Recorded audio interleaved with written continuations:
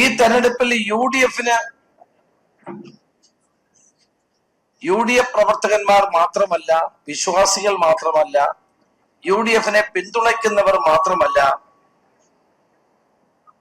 നല്ല കമ്മ്യൂണിസ്റ്റുകാരായ ആളുകളും ധാരാളം യു ഡി എഫിന് വോട്ട് ചെയ്തിട്ടുണ്ട്. വാസ്തവത്തിൽ വി എസ് അച്യുതാനന്ദൻ ഉണ്ടായിരുന്നെങ്കിൽ എന്ന് ഞാൻ പലപ്പോഴും ആലോചിച്ചിട്ടുണ്ട്. കേരളത്തിന്റെ മുഖ്യമന്ത്രി ചെയ്യുന്നതല്ല രാത്രിയിൽ ഇത് പകലാണെന്ന് പറഞ്ഞാൽ പകലാണെന്ന് പറയുന്ന പാർട്ടി നേതൃത്വമാണ് സി പി എമ്മിനെ ഈ നിലയിൽ എത്തിച്ചത്. ഞങ്ങൾ കൂടുതൽ വിശകലനം പിന്നെ നടത്താം.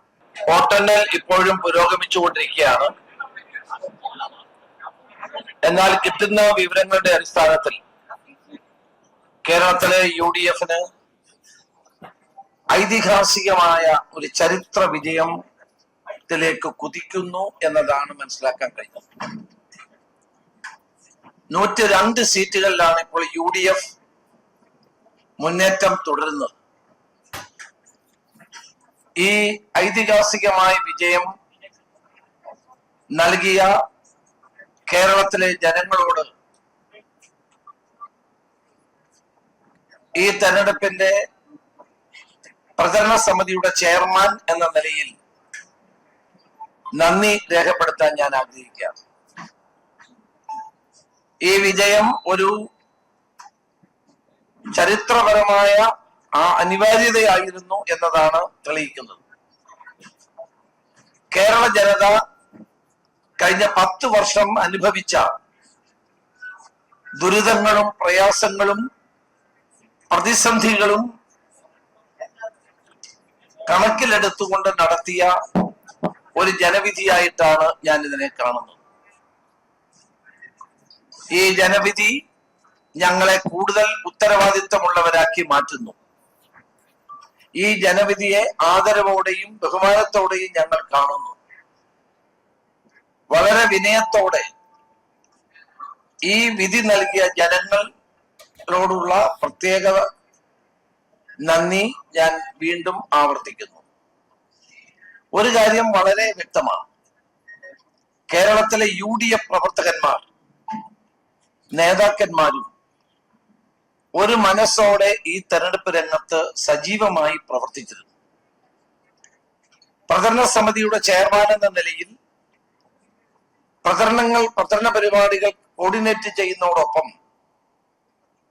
കേരളത്തിലുടനീളം സഞ്ചരിച്ച് സ്ഥാനാർത്ഥികൾക്ക് വേണ്ടി പ്രചരണം നടത്തിയ ഒരു വ്യക്തി എന്ന നിലയിൽ 100 സീറ്റ് കിട്ടും എന്ന് ആദ്യം മുതൽ ഞങ്ങൾ എല്ലാവരും വിലയിരുത്തിയതാണ്. 100 സീറ്റിലേക്ക് എത്തുമെന്ന് ഞങ്ങൾ പറഞ്ഞപ്പോൾ പലരും അത് അംഗീകരിക്കാൻ തയ്യാറായിരുന്നില്ല. ഞങ്ങളുടെ അവകാശവാദത്തെ സ്ഥാനമൊഴിയുന്ന മുഖ്യമന്ത്രി പറഞ്ഞത് ഞങ്ങൾക്ക് എൽ ഡി എഫിന് അതുക്കും മേലെ കിട്ടുമെന്നാണ്. ഇപ്പോഴെന്തുണ്ടായി എന്നത് കേരളത്തിലെ ജനങ്ങൾക്ക് ബോധ്യപ്പെട്ട കാര്യമാണ്. അപ്പൊ 10 വർഷക്കാലത്തെ ഇടതുമുന്നണിയുടെ ദുർഭരണം,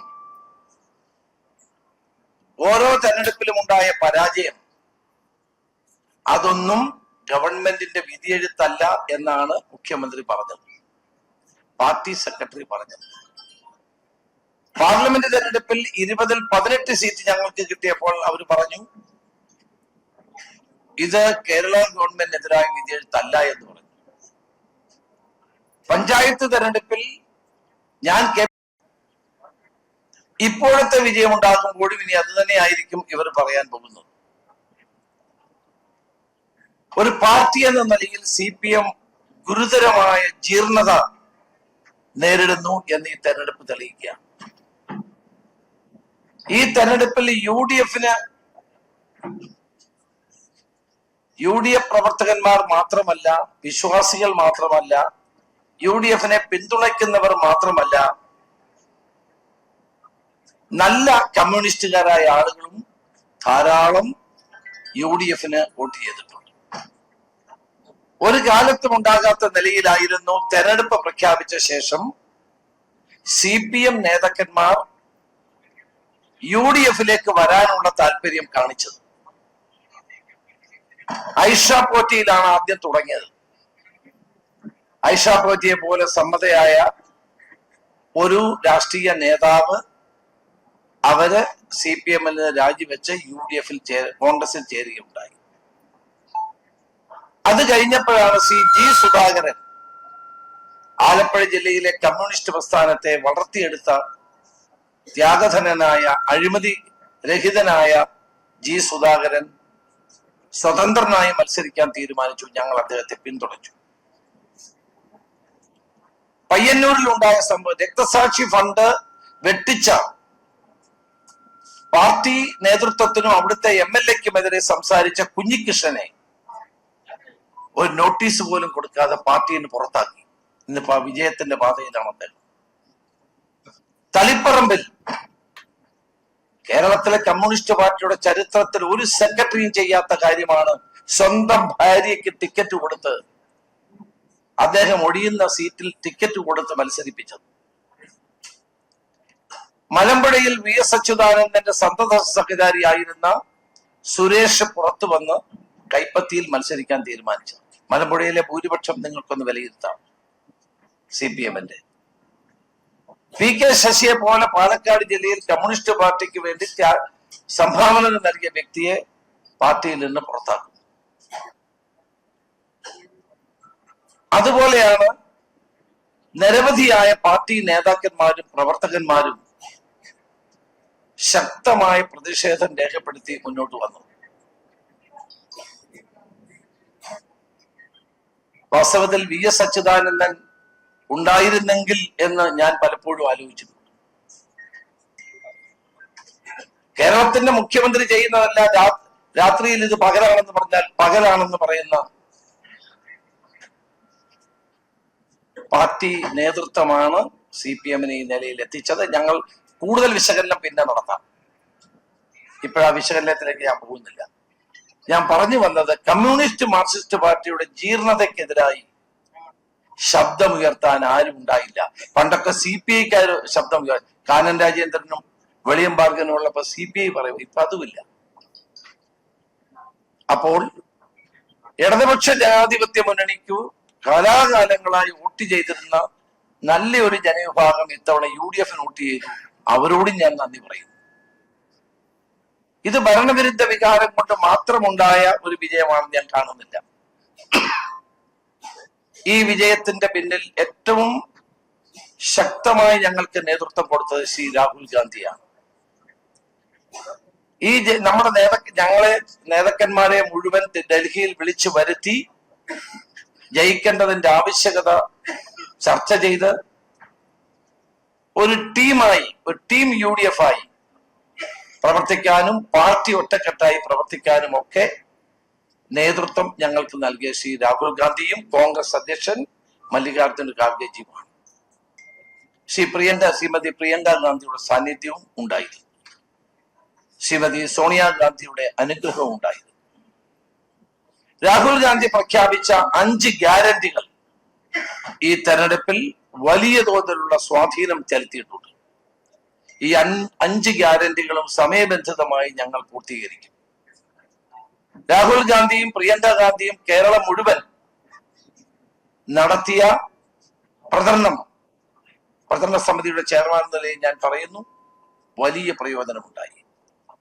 AICC-യുടെ ജനറൽ സെക്രട്ടറി ദീപാദാസ് മുൻഷി, AICC-യുടെ general secretary Shri KC Venugopal, ഞങ്ങളുടെ ഒബ്സർവർമാരായി പ്രവർത്തിച്ച സച്ചിൻ പൈലറ്റ് അടക്കം, KJ ജോർജ് അടക്കം, കനയ്യകുമാർ അടക്കമുള്ള ആളുകളും വലിയ തോതിൽ സഹായകരമായി പ്രവർത്തിച്ചു. ഒരു പോസിറ്റീവ് അജണ്ട മുന്നോട്ട് വെച്ചുകൊണ്ടാണ് ഞങ്ങൾ ഈ തെരഞ്ഞെടുപ്പിനെ നേരിട്ടത്. ആ പോസിറ്റീവ് അജണ്ടയെയും ഗ്യാരണ്ടിയെയും കേരളത്തിലെ ജനങ്ങൾ അംഗീകരിച്ചു എന്നുള്ളതാണ്. അല്ലാണ്ട് കേവലം പിണറായി വിജയൻ സർക്കാരിന്റെ ദുഷ്ചെയ്തികൾക്കെതിരായിട്ടുള്ള വിധിയെഴുത്ത് മാത്രമല്ല, ഞങ്ങൾ മുന്നോട്ട് വെച്ച പോസിറ്റീവ് അജണ്ടയുടെ അംഗീകാരം കൂടിയാണ്. ഞാൻ ദീർഘമായ ഒരു പത്രസമ്മേളനം ആഗ്രഹിക്കുന്നില്ല, കാരണം ഇപ്പൊ അതിന്റെ സമയമല്ല. കൂടുതൽ ചുമതലാ ബോധത്തോടെയും ഉത്തരവാദിത്ത ബോധത്തോടെയും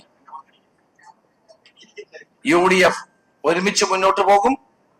ജനാഭിലാഷങ്ങൾ, ജനങ്ങളെ പ്രതീക്ഷകൾക്കൊത്ത് ഉയർന്ന് എല്ലാ നേതാക്കളും പ്രവർത്തകന്മാരും പ്രവർത്തിക്കും. ഈ വിജയത്തിൽ അഹങ്കരിക്കുകയല്ല, ഈ വിജയത്തിൽ കൂടുതൽ ജനങ്ങളോടുള്ള പ്രതിബദ്ധത ഉയർത്തിപ്പിടിച്ചുകൊണ്ട് ജനങ്ങൾക്ക് വേണ്ടിയിട്ടുള്ള പ്രവർത്തനങ്ങളുമായി ഞങ്ങൾ മുന്നോട്ട് പോകും എന്നാണ് എനിക്ക് പറയാനുള്ളത്. ഇനി KPCC UDF ഒക്കെ ചേർന്ന് വിജയത്തിന്റെ മറ്റു വിശദാംശങ്ങളിലേക്ക് നമുക്ക് കടക്കാം. അന്ന് കൂടുതൽ കാര്യങ്ങൾ പറയാം. ഞങ്ങളെ സഹായിച്ച പ്രചരണ സമിതിയുടെ ചെയർമാൻ എന്ന നിലയിൽ ഞങ്ങളെ സഹായിച്ച കേരളത്തിലെ പത്രമാധ്യമങ്ങൾ, അതോടൊപ്പം തന്നെ പത്രപ്രവർത്തകർ, ദൃശ്യമാധ്യമ പ്രവർത്തകർ ഉൾപ്പെടെ ഓൺലൈൻ മാധ്യമങ്ങൾ, സോഷ്യൽ മീഡിയ ഉൾപ്പെടെയുള്ള എല്ലാവരോടും പ്രചരണ സമിതിയുടെ ചെയർമാൻ എന്ന നിലയിൽ ഞാൻ നന്ദി കൂടി രേഖപ്പെടുത്താൻ ഈ അവസരം വിനിയോഗിക്കുകയാണ്. ഒരു മിനിറ്റ്. ഞാനും ഈ തെരഞ്ഞെടുപ്പിൽ മത്സരിച്ച ആളാണ്. ഹരിപ്പാട് നിയോജക മണ്ഡലത്തിൽ 6ാം തവണയാണ് ഞാൻ ജനവിധി തേടിയത്. എന്റെ മണ്ഡലം പരമ്പരാഗതമായൊരു CPM മണ്ഡലമായിരുന്നു. ഞാനാണ് ആദ്യത്തെ കോൺഗ്രസ് MLA. കേരളം ഉണ്ടായതിനു ശേഷം ആദ്യമായി 1982 ഞാൻ മത്സരിച്ചപ്പോൾ ഞാനായിരുന്നു അവിടുത്തെ MLA ആയി തെരഞ്ഞെടുക്കും. കോൺഗ്രസ് MLA ആദ്യത്തെ. എനിക്ക് മുമ്പ് അവിടെ ഉണ്ടായിരുന്ന CBC വാര്യർ സാറ് 6 തവണ പ്രതിനിധീകരിച്ച മണ്ഡലത്തിലാണ് ഞാൻ നിന്നത്. അന്ന് മുൻ മുഖ്യമന്ത്രി ശ്രീ K. കരുണാകരൻ എന്നോട് അവിടെ ആവശ്യപ്പെട്ടു. അദ്ദേഹമാണ് എന്റെ പേര് അവിടേക്ക് നിർദ്ദേശിച്ചതും എന്നെ അവിടെ നിർത്തി. എനിക്ക് ഭയമുണ്ടായിരുന്നു.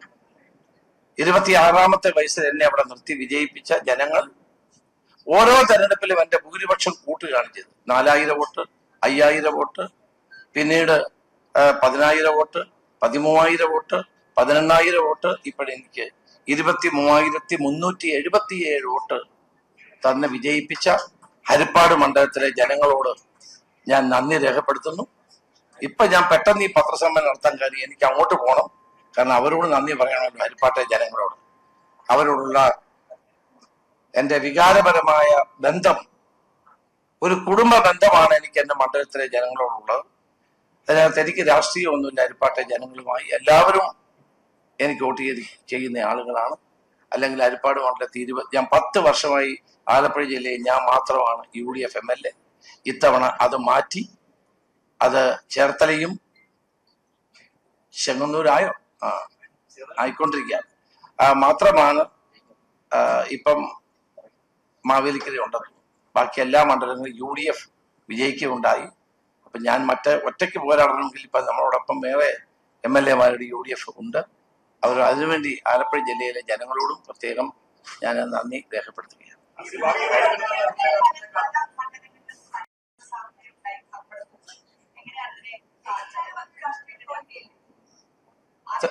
തീർച്ചയായും ഞാൻ ധർമ്മടത്തെ MLA അബ്ദുൾ റഷീദാണ്. ധർമ്മടത്തെ MLA ശ്രീ പിണറായി വിജയൻ അല്ല, അബ്ദുൾ റഷീദാണ്. വാസ്തവത്തിൽ ധർമ്മടം എന്ന മണ്ഡലം വൻ ഭൂരിപക്ഷത്തോടെ അദ്ദേഹം ജയിച്ചു. 60,000 വോട്ടുകൾക്ക് ഭൂരിപക്ഷം ജയിച്ചുകൊണ്ടിരുന്ന മണ്ഡലമാണ്. അപ്പൊ അതറിയാമല്ലോ, അവിടുത്തെ MLA സത്യത്തിൽ അബ്ദുൾ റഷീദാണ്. അത്തരം കാര്യങ്ങളൊക്കെ കോൺഗ്രസ് ഹൈക്കമാൻഡ് തീരുമാനിക്കേണ്ട കാര്യം. അത് ഞാൻ പറയാൻ അശക്തനാണ്.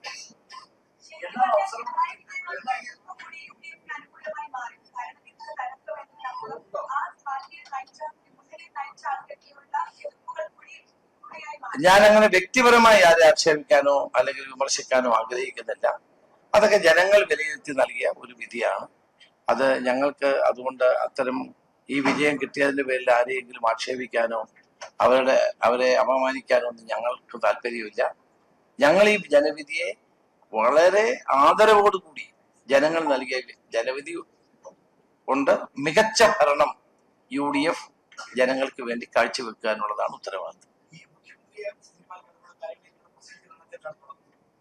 അല്ല, അതൊക്കെ AICC ജനറൽ സെക്രട്ടറിയും KPCC പ്രസിഡന്റും ഒക്കെ ഉണ്ട്. അതൊക്കെ നിങ്ങൾ അവരോട് ചോദിക്കും. ഞാന് ഒരു പ്രചരണ സമിതിയുടെ ചെയർമാനായിരുന്നു. കഴിഞ്ഞ 3 മാസമായി അതിന്റെ പ്രചരണ പരിപാടികളുമായി മുന്നോട്ട് പോയ വ്യക്തിയാണ്. അപ്പൊ അതുകൊണ്ടാണ് ഞാൻ നിങ്ങളോട് നന്ദി പറയാനായി ഇവിടുന്ന്.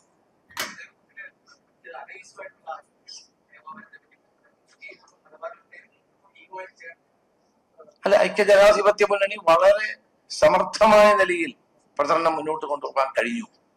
ചെയർമാൻ എന്ന നിലയിൽ അതിനെല്ലാവരെയും കൂട്ടി യോജിപ്പിച്ചുകൊണ്ട്, ഘടകകക്ഷികളെ മുഴുവൻ കൂട്ടി യോജിപ്പിച്ചുകൊണ്ട് അവരുടെ എല്ലാ സാന്നിധ്യം ഉറപ്പുവരുത്തിക്കൊണ്ട് അവരുടെ എല്ലാം പരിപാടികൾ കോർഡിനേറ്റ് ചെയ്ത് ഉള്ള ഒരു സംഘടിതമായ കൂട്ടായ പ്രവർത്തനമാണ്. ഈ വിജയം ഒരു കൂട്ടായ നേതൃത്വത്തിന്റെ വിജയമാണ്. കേരളത്തിൽ ഒരു കൂട്ടായ വിജയത്തിന്റെ നേതൃത്വമാണ്. അതാണ് ശ്രീ രാഹുൽ ഗാന്ധി ഞങ്ങളോട് പറഞ്ഞത്. അദ്ദേഹവും കോൺഗ്രസ് പ്രസിഡന്റ് ഖാർഗെജി ഞങ്ങളെ വിളിച്ചു പറഞ്ഞ ആ ഉപദേശം ഉൾക്കൊണ്ടുകൊണ്ട് കേരളത്തിൽ ഈ വിജയം കേരളത്തിലെ കോൺഗ്രസിന്റെയും UDF-ന്റെയും കൂട്ടായ നേതൃത്വത്തിലുണ്ടായ വിജയമായിട്ട് ഞാൻ കണക്കാക്കും.